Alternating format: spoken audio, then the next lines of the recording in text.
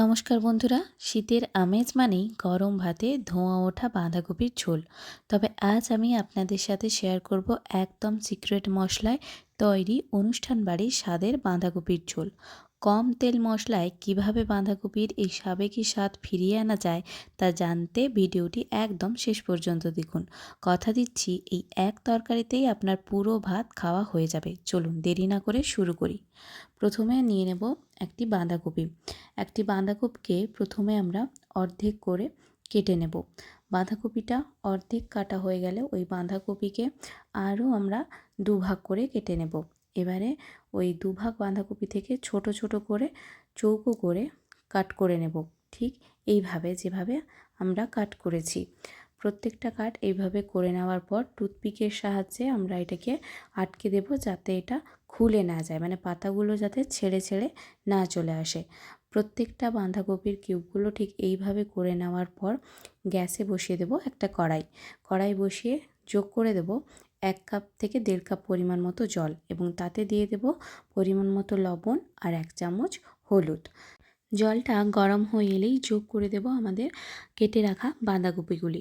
সবগুলো বাঁধাকপি যোগ করে দেওয়ার পর ঢাকা দিয়ে এটিকে 1 মিনিট আমরা সেদ্ধ করে নেব। এবার অন্য একটি ফ্রাইং প্যানে প্রথমে আমরা কয়েকটি বাদাম ফ্রাই করে নেব। এখানে আমি 1/4 কাপ মতো বাদাম নিয়েছি, চিনে বাদাম। মিডিয়াম ফ্লেমে বাদামগুলিকে ভেজে নেব যাতে ভালো করে ভাজা হয়ে যায়। তো বাদামগুলি ভাজা হয়ে গেছে, একটি পাত্রে আমি ঠান্ডা করতে রেখে দিয়েছি। তারপরেই কিন্তু ওটাকে পেস্ট করব।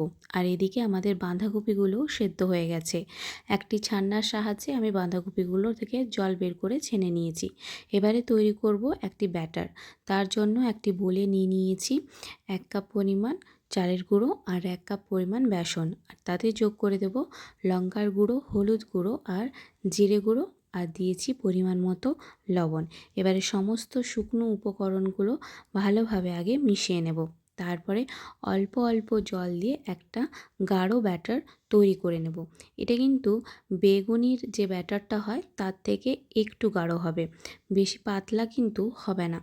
দেখুন, হালকা হালকা জল দিয়ে কিন্তু ব্যাটারটা তৈরি করবেন। প্রথমে যদি বেশি জল দিয়ে দেন তাহলে কিন্তু পাতলা হয়ে যেতে পারে বেশি। তো ব্যাটারটা ঠিক এই পর্যায়ে এরকম ঘনত্ব কিন্তু রাখতে হবে। এবারে কড়াইতে তেল গরম করতে বসাবো।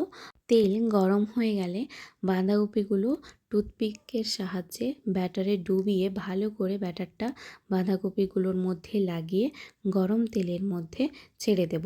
প্রত্যেকটা বাঁধাকপি ঠিক এইভাবে আমরা একে একে করে ছেড়ে দেব। আর এই সময় গ্যাসের ফ্লেমটা মিডিয়ামে রাখতে হবে।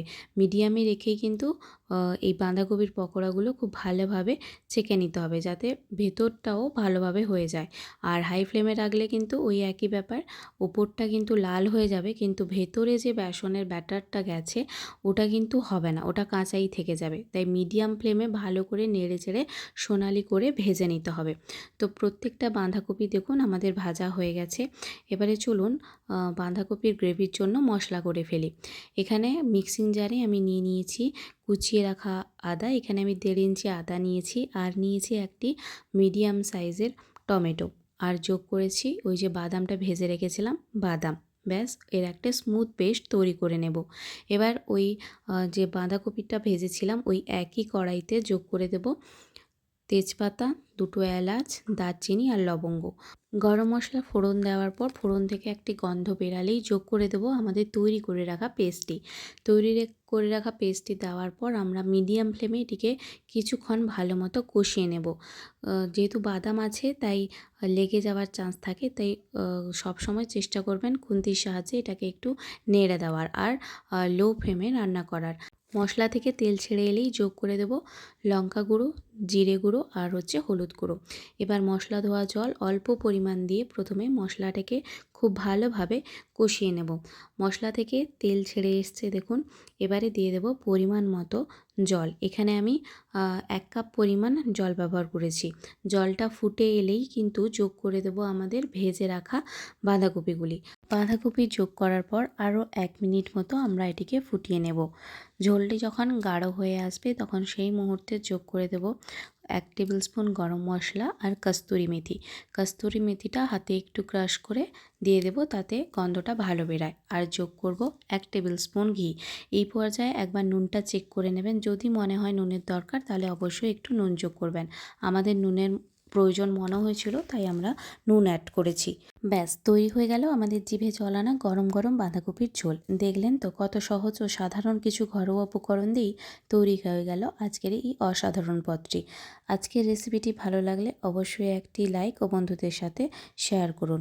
আর আরও রান্নার আপডেট পেতে চ্যানেলটি সাবস্ক্রাইব ও ফলো করে পাশে থাকুন। সবাই ভালো থাকবেন, সুস্থ থাকবেন। নমস্কার।